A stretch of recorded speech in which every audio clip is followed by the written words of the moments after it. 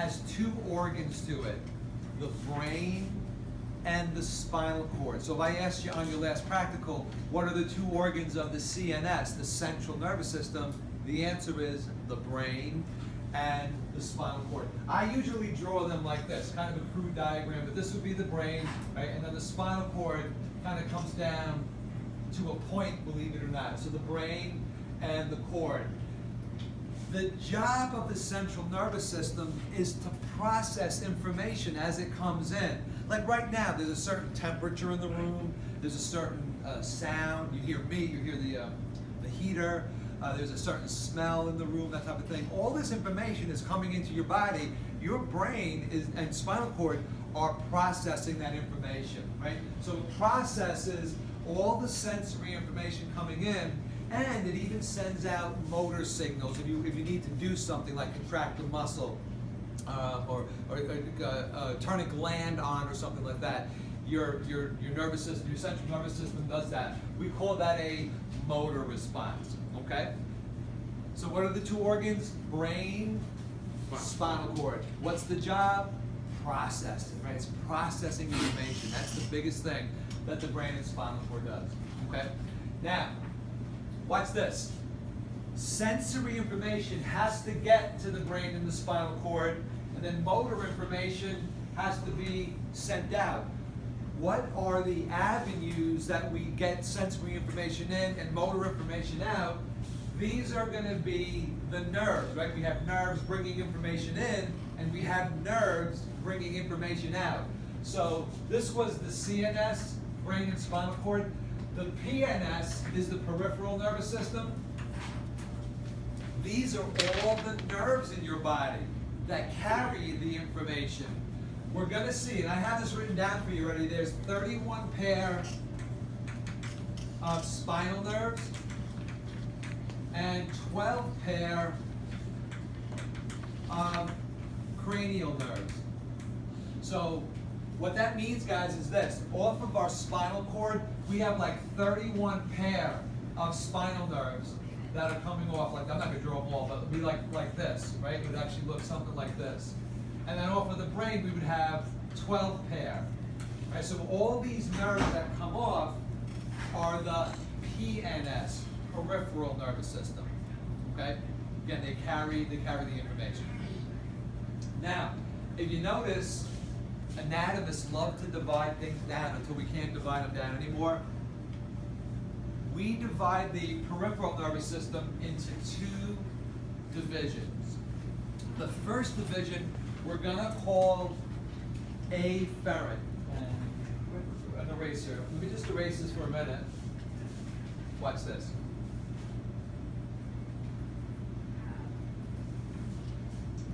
I draw this one more time here. Brain, spinal cord. What system is this right here? Central nervous system. Good. The first division I want to show you guys is the efferent system. I'm going to do this one in green. All of the sensory signals coming into your central nervous system, instead of saying the word sensory, in neurology we use the word efferent. Okay, so we'll see that efferent nerves come from a couple different places. For instance, we have efferent nerves that come from the viscera. What does viscera mean? Organs. Say loud. Organs. The organs in our body, thank you. So all of the sensory signals coming from stomach, the intestines in the female, the uterus, the lungs, the heart, all these organs, they're sending information to the brain and spinal cord. These would be called visceral efferents, right? These are visceral nerves. There's receptors in your organs that send signals to the brain and spinal cord. So let's say, for instance, I'll draw an organ here. This is the heart, right? So here's our heart. This would be a visceral efferent. Okay? Anything coming from the organs, heart, stomach, liver, lungs, gallbladder, you name it, uterus, anything in our viscera, our organs, these are going to be visceral efferents. Okay, so that your organs, even though you're not conscious of it, your organs are sending information to your brain and spinal cord to be processed.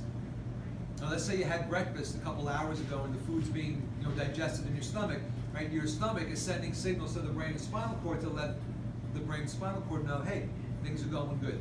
Just they gotta be advised. We also have afferents that come from our special senses. What are our special senses? Sight, sound, hearing, right? So sight, hearing, smell, and taste. So the afferents coming from your special senses, let's just say draw an eyeball or something like that. Here's like a, this is kind of what an eyeball looks like. You say, here's our eyeball. We'll take the lens out. Here's like an eyeball. So the eyeball sending information is going to be special sensory afferent. Okay? Taste, the tongue. If you have a cup of coffee, you have a piece of cake or something like that, you're hearing me right now, right? That information going to your brain is being sent by special sensory afferents. Right? So viscera coming from where? Organs. Special sensory coming from? The special senses, right? The special senses. Finally, guys, we have afferents that come from our body wall. Just going to draw it on this side. Let's say this is a skeletal muscle. Anything on your frame, skeletal muscles, the skin, the joints, anything that makes up your frame, these sensory afferents are called somatic.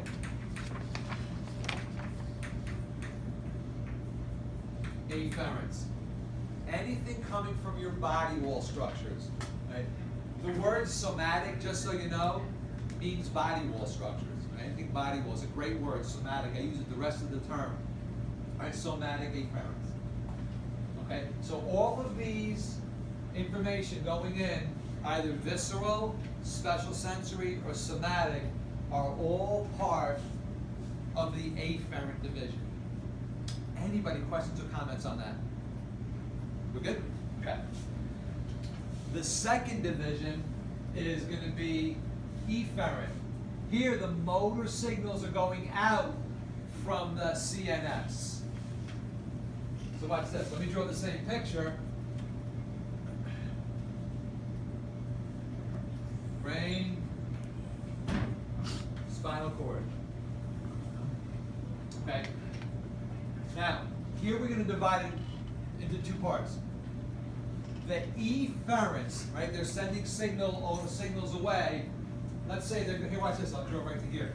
Going to skeletal muscle are going to be called somatic efferents.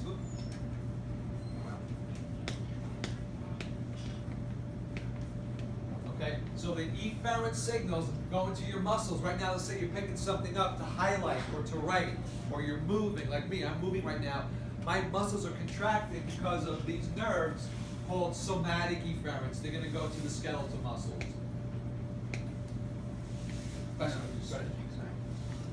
The other type of efferents are going to go to our cardiac muscle. Where do we find cardiac muscle? What organ? In the heart. Our smooth muscle, where do we find smooth muscle? Hollow organs, uterus, right, I heard, the blood vessels, and then all of our glands that are in our organs, let's say, or even our glands that are in our skin. These are all part of the autonomic nervous system. So the efferents go into your heart, your organs, your glands, you're going to call the autonomic efferents. When I was in school, we just called them visceral efferents, but your book does it this way. They call it the autonomic nervous system. Okay, so the efferents that are going, let's say, to your the heart, smooth muscle.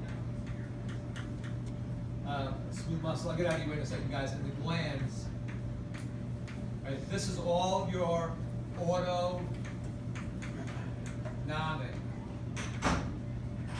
nervous system. you have conscious control over your autonomic nervous system? Yeah, right? That's all involuntary. You don't have to tell your heart rate to go up. You don't tell your heart rate to go down. You don't tell your stomach when to stop digesting. It just happens automatically. So this one you have no real conscious control over the autonomic nervous system. Do you have conscious control over your somatic efferents, however? Yes. Absolutely, right? You tell your muscles when to contract. You don't want to contract. I say, can you pick up your pen? And if you don't want to pick up your pen, you don't contract the muscles. It's just going to sit there. Right? You have voluntary control over it. Okay. So the efferents, the signals are going away. If they're going to skeletal muscles, you're going to call them somatic efferents. If they're going to your organs, smooth muscle, glands, instead of saying visceral efferents, which you could say, our book here in our lab book, they call it the autonomic nervous system. Right? So I actually have to adapt a little bit. I'm going to call it that myself. It turns out there's two parts to the autonomic nervous system. Check this out. One part of the autonomic nervous system puts us in a state of fight or flight. Think about this. Let's say you're walking home and it's dark out and you feel like somebody's walking behind you. You don't really know what they're doing, right? You know, what their intentions are. So you notice your breathing rate probably goes what? Up or down? Up. Heart rate probably goes up also. Your pupils, you may not realize it, but they dilate so you can see everything around you better. You know, are there any other predators or people following you?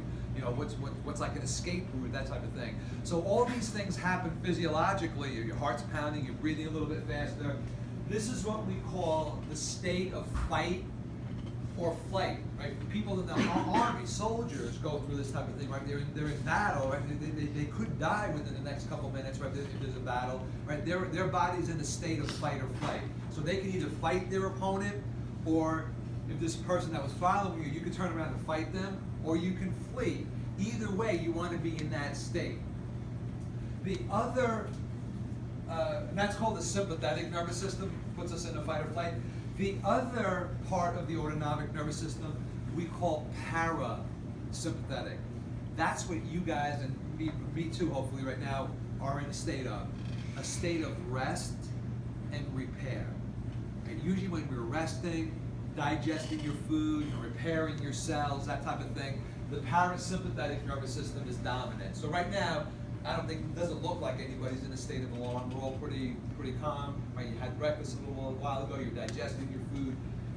This is the parasympathetic nervous system that is dominant right now. But either way, guys, both of these two systems are part of the autonomic nervous system. Okay? Fight or flight, rest and repair, or rest and digest, sometimes we say. Any questions on that? So watch this. Your book does a really good job. This is a new picture. Watch this. This is what they do. All the words that we just put up here and in the notes, they kind of summarize here. At the top, this is the central nervous system. Again, what two organs? Brain and the cord, right? The spinal cord. The job is to process the information. In neurology, the term we use for that is integration. It's a great word, which is kind of processing information, right? The term we use is integration. So, watch this. All the sensory information goes toward the brain and the spinal cord. We said before, information going to the brain and spinal cord, we're going to call efferent. The efferents come from your special senses. Again, what are the special senses without looking? Smell, sight, hearing, taste, and taste. Those are your special senses. So there's efferents coming from those organs. There's also special senses coming from viscera. What are the viscera? Or your organs. Heart, lungs, intestines, stomach, gallbladder, liver. You name the organ, it's sending information to your brain and spinal cord. Those are called visceral efferents. All the rest coming from your body wall, your skin, your muscles, your joints, your bones. These are called somatic efferents. So all of these efferents are continually sending information to your brain and spinal cord. What's the brain and spinal cord doing? It's going to process that information. processes the information. Now, once it processes the information, it decides, do I have to do anything about this information coming in? If it does, that's going to be the outflow. So the outflow we're going to call efferent, right? Afferent goes towards the brain and spinal cord. Efferent goes away. Questions or comments on that? Okay?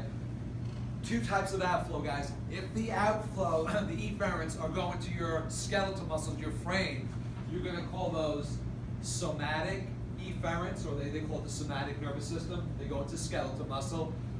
Or if the outflow is going to the heart, smooth muscle of your organs or blood vessels, the glands in your body, that is all part of the autonomic nervous system. And we said there's two types. The autonomic nervous system we can divide into the sympathetic. What state does this put you into, guys? Say it loud. I heard it before. Fight or flight, right? Sympathetic was fight or flight. Parasympathetic, rest and digest. Rest and repair. Right? You go for a nice massage. Massage therapist is massaging your back and your body. They're trying to get you in a state of relaxation. Right? They're trying to stimulate the parasympathetic nervous system. Right? You got to make a speech in oral communication class. You're probably going to be in a state of fight or flight a little bit. Your heart rate may be up, a little bit nervous. A lot of people don't like to do public speaking, and they're in a state of fight or flight. Right? It goes to two different extremes. Okay? If you understand this, anything she asks you on your last test on the nervous system, on the organization of the nervous system, it's as simple as that. Anybody, questions or comments? We're good? Love it. Good. Good. So, let's take a look at a neuron. Next week, after our test, I'll go over I'll introduce the spinal cord to you. So after the class, after the exam, I think the exam's gonna be like 50 questions or something like that, guys. So it's not like our other ones were. They were a little bit longer. We'll just go over the anatomy of the spinal cord. We'll start that, and then we'll finish that up that following week. So you're being in really good shape. Compared to some of my other classes, they're a little bit behind just because of holidays and stuff. So you guys turned out to be had the most time out of all my classes. So let's take a look at the neuron. This is the functional cell of the nervous system. This is the one that transmits the electrical impulse. It generates them, it transmits them. So if you take a look at the notes, guys, the model, I just want to make sure with you guys, this looks familiar, doesn't it? Yeah. We saw this? Remember, this was the Dendrites. cell body. What are these processes here? The dendrites, and then the long thing was the axon. So back then when we did tissue, seems like a long time ago, I just kind of introduced some of these main parts. Today I want to look at some more detail, okay? So we're going to take a look, just like we said, the dendrites. The soma, if you want to just put in parentheses in your notes, is known as the cell body also. You can call it the soma or the cell body. Okay, and then we're going to take a look at the axon. So dendrites, I really don't have too much to add other than what you know already. The dendrites are the dendrites, but think of them as the receiving portion of the neuron. This is where information is going to come into a neuron. That's typically their job. They're the receiving part. The soma, or the cell body, that's the part of the neuron that keeps the neuron alive. It has like the nucleus there, the nucleolus, the mitochondria, all the typical things that we saw when we did the cell. So watch this. New definition. The general area around the nucleus, we're gonna call the perikaryon. All right, so it's a general area around the nucleus. This is where all the organelles are located. All right, so the perikaryon is the area around the nucleus.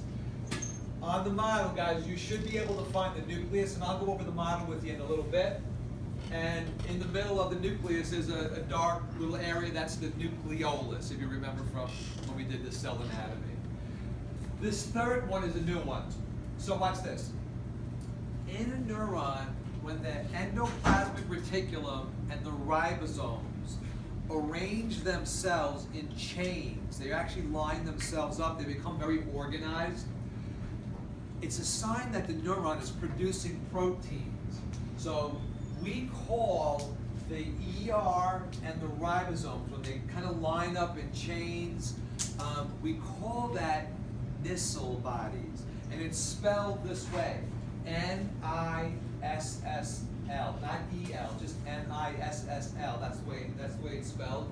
These are the ER and the ribosomes arranged in chains or lines, and I'll show you on the model.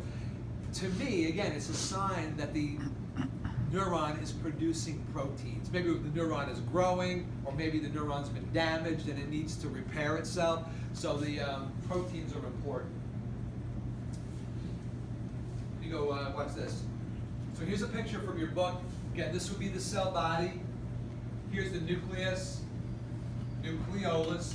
The area around, just the general area around that contains all the organelles, this whole area would be called the perikaryon.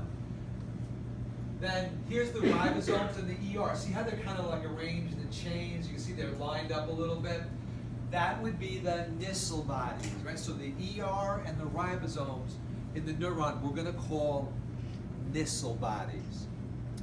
The last thing I have in your notes, watch this, guys, before I flip back. There are some fibers that make up the skeletal system of the neuron. These are called neurofibrils. That's what I have in your notes. Just so you know, if you're looking at the lab book, they call them neurofilaments. It's the same thing. I just learned it a different way. Your book calls it something different. But think of it as the skeletal system of the neuron. It kind of gives the neuron some shape, some structure, some support. Okay? So the neurofibrils, or you can call them the neurofilaments. Okay, so those are the things I'm going to have you identify in the model. The nucleus, the nucleolus, the Nissl bodies, the perikaryon, and again, all these fibers right here, all those, that's the neurofibrils, or you can call it neurofilaments. Okay, so those are the parts of the soma we need you to know. The last part of the neuron is the axon. So watch this. The axon hillock. Where the axon meets the cell body, we call that the axon hillock. It's kind of like a triangular cone area. Here we go, guys. Here's the axon, where it meets the cell body. See this right here? It's kind of becomes like a cone, flared out part of the axon. That's the axon hillock. It's an anatomical landmark where the axon meets the cell body. Now, just distal to the axon hillock, right about here, I put this in your notes as the initial segment. This is where the first nerve impulse occurs on the axon. So right here, we're going to get a nerve impulse happening here. Then the nerve impulse is going to travel down the axon this way. It's going to kind of move its way down to the end. So the initial segment, what does initials mean? Initial, the beginning, right? So this is where the first nerve impulse occurs. Initial segment. When I was in school, we learned it as the trigger zone. It's like kind of a trigger of a gun type of thing. It was with the beginning part. But now we call it initial segment. Okay, so I'd be able to identify the axon hillock and then the initial segment. What's next, Joe? The axon lemma? The axon, you're gonna call the cell membrane of the axon the axolemma. Axolemma. It's just a term for the cell membrane. The cytoplasm within, like right here, inside where the cytoplasm is, you're just going to call that the axoplasm. Right? So we have cytoplasm, we're just changing the name to axoplasm. Cell membrane, we're changing the name to axolemma. Okay? Any questions on those? Axon, hillock, initial segment, the cell membrane of the axon, axolemma, The cytoplasm, axoplasm. It's that easy. What do we got next? Telodendria. Now watch this. The axon itself doesn't end as a just flat. It doesn't just end. It actually branches out into many branches. This way it can innervate many things. So take a look over here. If you notice, this branching right here, guys, this we're going to refer to as the telodendria. It's just the branching termination of the axon. Now look at this. If you notice, each telodendria, the branch, has a little swelling at the end of it. The swelling is called an axon terminal. Right? So this swelling is an axon terminal. What we're going to do now, the next slide, and again, these pictures are all in your book. The next slide is going to magnify this so that we can see it. Here's the telodendria, the branching. Here's the swelling. Okay? What they're showing you is the axon terminal synapsing with another structure over here. This could be a muscle, it could be another neuron, it could be a gland. So this is coming into contact with this. So the whole thing is the axon terminal. Within the axon terminal are these like little water balloons.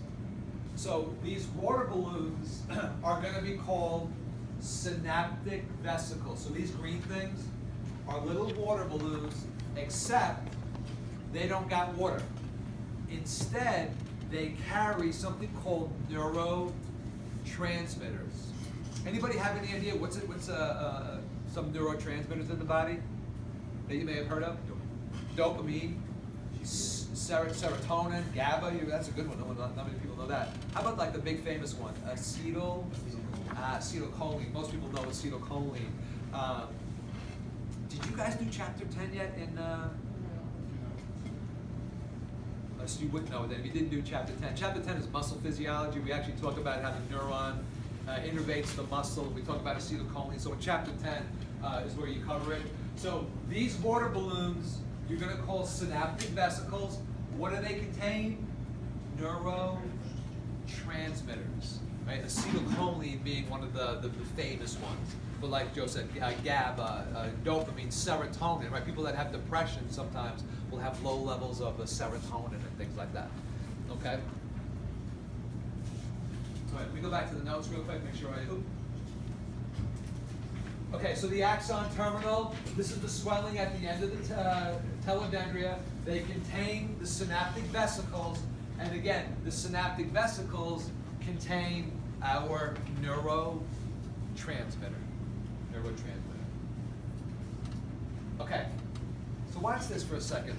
I want you to notice this axon does not contain an insulation called myelin. Some axons have an extra coating on it called myelin, and that myelin, yes, myelin sheath, speeds up the nerve transmission.